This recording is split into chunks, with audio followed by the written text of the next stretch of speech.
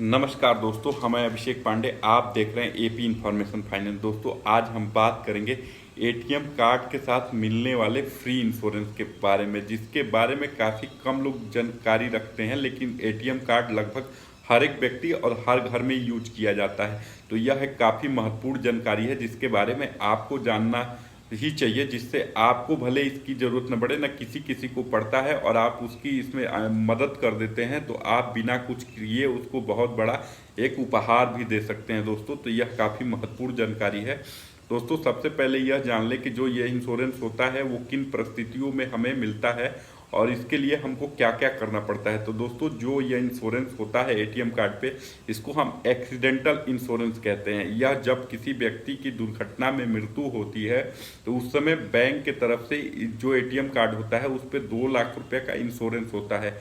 तो वह card holder की डेथ जैसे होती है तो उसके परिजन को मिनिमम 2 लाख रुपया, यदि साधारण कार्ड है और प्लेटिनम वगैरह है तो उस स्थिति में 5 लाख रुपया तक भी मिलता है दोस्तों। ईश्वर न करें किसी के साथ कोई दुर्घटना हो, लेकिन दुर्घटना यदि हो जाती है तो उस व्यक्ति को, यदि इसकी जानकारी नहीं है तो उसके परिवार वालों को यह जानकारी आप दे सकते हैं। और दोस्तों, इसमें यह होता है कि ये सारे बैंकों के सारे एटीएम कार्ड पे यह नियम लागू होता है। और एक व्यक्ति, ऐसे सिचुएशन भी होते हैं जहाँ पे वो कई सारे एटीएम कार्ड का यूज करता है, तो सारे एटीएम कार्ड पे यह 2-2 लाख रुपए का बीमा उसको मिलता है।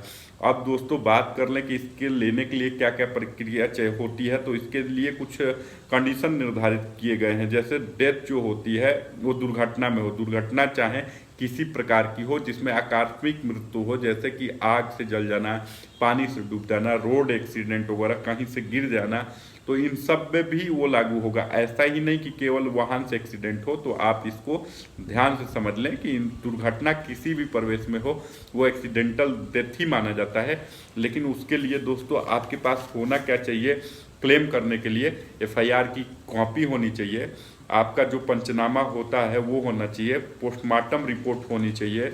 यदि वो व्हीकल से होता है, व्हीकल स्वयं चला रहा है, तो उसका डीएल भी होना चाहिए, तभी यह क्लेम मिलता है। और एक और महत्वपूर्ण चीज़ कि यह जो एटीएम कार्ड वो यूज कर रहा है उससे महीने में एक बार कोई ट्रांजेक्शन होना ही चाहिए, या तो उसके माध्यम से पैसा निकाला जाए या कोई भी ऑनलाइन ट्रांजेक्शन वगैरह भी चलेगा, इससे यह लगे कि वो कार्ड एक्टिव है। बैंक के नज़र में एक्टिव कार्ड पे ही ये इंश्योरेंस क्लेम किया जा सकता है। इसको आप 2 से 3 महीना में उसके परिजन के द्वारा, मृतक के परिजन के द्वारा ये सब डॉक्यूमेंट बैंक को जमा कर दिए जाएंगे, तो यह इंश्योरेंस के पैसा क्रेडिट हो जाएगा। और जितने भी इंश्योरेंस कार्ड हो वो सारे में ये प्रक्रिया आप कर सकते हैं और सबका इंश्योरेंस का लाभ उस परिवार को मिल सकता है। इससे कोई उसकी क्षतिपूर्ति का तो कुछ नहीं, लेकिन एक छोटा सा ये अमाउंट होता है जिससे उसको थोड़ी मदद और थोड़ी आशा जरूर मिल जाती है। लेकिन इसकी कई लोगों के पास जानकारी नहीं होता है, क्योंकि बैंक इसके बारे में कभी बात आता ही नहीं है, ना ही कोई जानकारी दी जाती है। तो दोस्तों, इसके बारे में आपको स्वयं से ही जागरूक होना पड़ेगा, तभी आप इसका लाभ उठा पाएंगे। या किसी के साथ कोई दुर्घटना होती है तो उसको बता सकते हैं, जिससे वह इस रकम को ले सके।